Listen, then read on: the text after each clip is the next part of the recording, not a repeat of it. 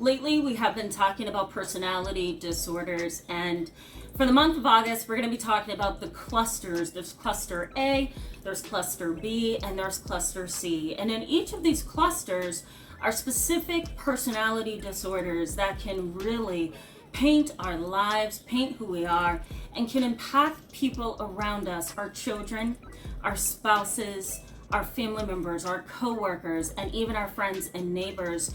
These personality disorders really do take over because they are ingrained, concrete patterns of ways that we have learned to communicate with the world, ways that we have learned to perceive the world, and ways that we have kind of become comfortable with. You know, it's a mentality, it's an attitude, it's a set of characteristics that we can't just erase. And so because of that, life with someone with a personality disorder, especially if it is a parent or a family member, can really feel like a prison. But for the person suffering from some of the personality disorders, and I'm going to point out what those are, life can be difficult for them too. So let's just jump in. Let's start this video on cluster C. Thank you so much for coming back to my channel, for all of you who are subscribed and participating. And for those who are new and not subscribed, I encourage you to go ahead and hit that subscribe button so you can stick around with us and be a part of our growing and validating community. And in case you don't know who I am, my name is Tamara. I'm an internationally and board certified trauma therapist, but I'm also licensed in mental health. And I specialize in treating children, teens, and families, as well as adults who are dealing with trauma. Let's jump in. Now, cluster C personalities, or personality disorders, I should say, really do consist of three, okay? One is dependent personality disorder, the other one is avoidant personality disorder, and the third is obsessive compulsive personality disorder. Now, when we're talking about cluster C personalities, I want you to keep in mind that at the core of those particular diagnoses is anxiety. This is a generalized, almost a social and internal anxiety that really impacts how these individuals function in relationships and within their own lives. Now, cluster C personalities really do seem fearful. They seem inhibited, really quiet, silent. Some of them can be considered loners. Other people may consider them introverts. They don't really want to be bothered with anybody in society. Sometimes, and especially with the avoidant personality, they do desire deep down and long for a connection, but they don't have the confidence and the self-reliance and, you know, the courage to reach out and say, I want that relationship with you, or, you know, I would like to be friends. We're neighbors. I would like to get to know you. I would like to know exactly who you are. I would like to invite you over for dinner. They don't have the capacity to do that. Now, individuals who are dependent, they tend to hang on to people out of fear, and they don't really have the capability deep inside of themselves to say, you know what, I can be independent, I can be self-reliant, I can be a strong woman, I can be a strong man, and do A, B, and C on my own. I don't need you to decide for me, to determine for me what I need to be doing or what I need to think or feel, and I don't need you to dictate and drive my life. Individuals with dependent personality disorder have a really hard time doing that. It's not a lack of initiative, it's not a lack of motivation, and it's also not as simple as you're just being lazy, you know. Make the decision already. I've heard parents say that, I've heard spouses say that all the time, family members, and it's just not that easy for individuals with dependent personalities. You know, these individuals tend to be codependent, they tend to have traumatic upbringing or childhoods that are unresolved. They tend to have maybe been bullied in their childhood or really struggled to make a decision.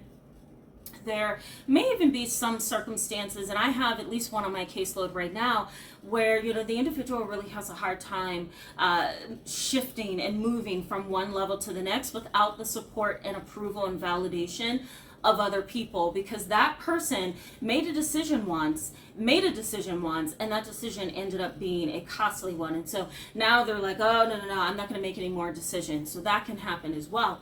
These individuals can be really overly reliant on other people, and it can really make you feel imprisoned, you know?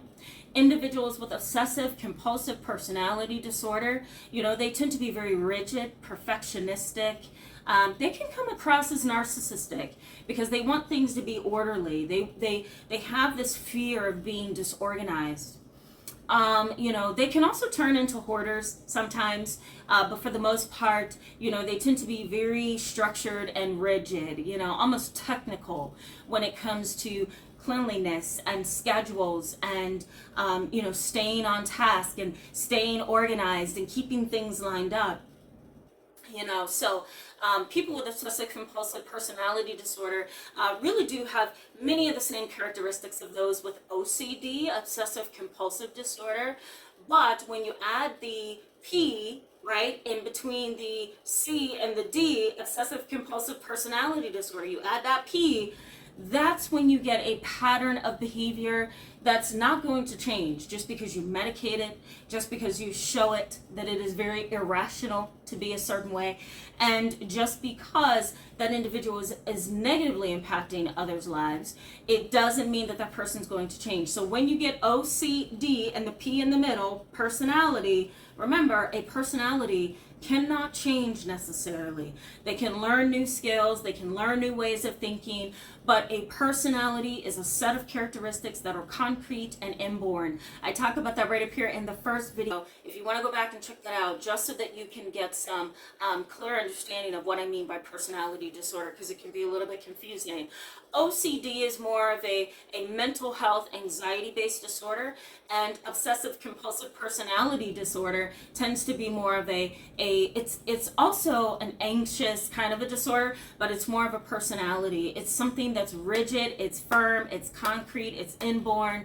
It's really going to be hard to medicate that and change it with counseling. Okay, avoidant personalities, and I mentioned a little bit about them at the very beginning, but these individuals, and I talk about this right up here in this video if you want to go back and see that.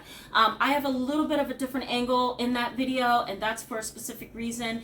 It's to really grab at a different audience and to talk to the people who are trying to survive around the person with avoidant personality disorder.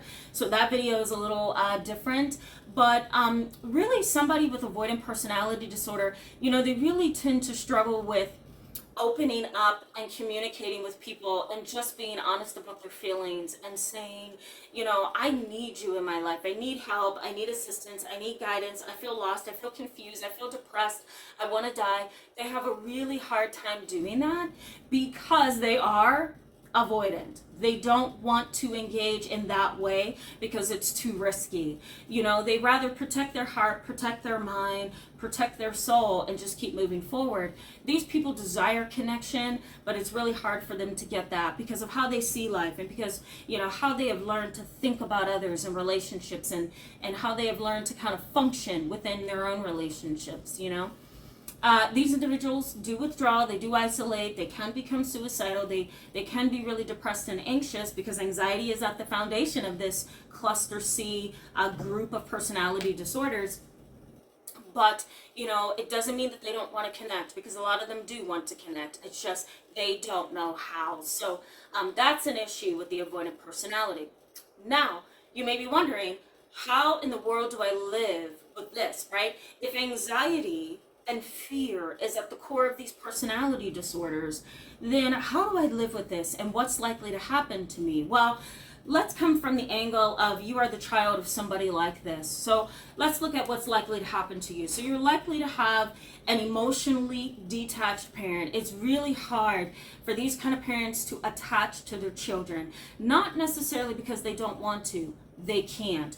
An avoidant personality is afraid of connection, afraid of being open, afraid of being vulnerable. Why would I be vulnerable and open with my own child? I'm probably going to be disappointed and hurt, and I don't want to take that chance.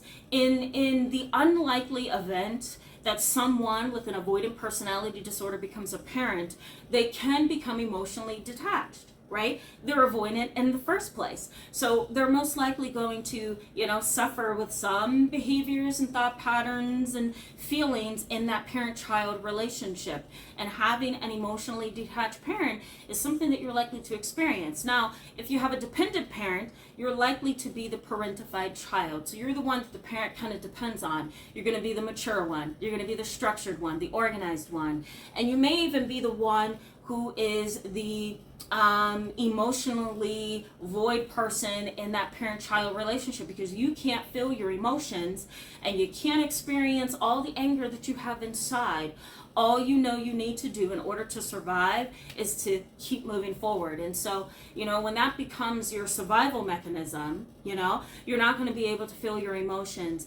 The parent is emotionally detached.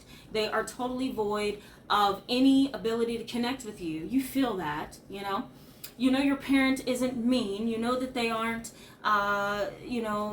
intentionally ignoring you. They can't be the kind of parent that you need them to be. That can put you on a rocky road. Okay?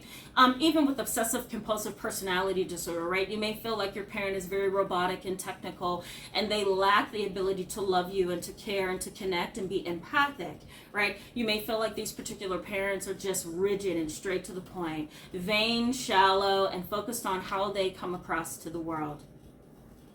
I think we can also throw in here that you're likely to feel that your parent is aloof and kind of stuck in a prison, right? You can't get your parent to move from one stage to the next, because again, this is a personality disorder. This is a set of characteristics and behaviors and genes and biology and ways of thinking and feeling that they have learned, how to take on, and this has created who they are. So you're not going to sit down with your mom or your dad and say, hey, look, you're emotionally detached and you're aloof. I need you to be the grandmother and the grandfather that I'm looking for you to be. You can have that conversation and they can nod and go along and say, I promise.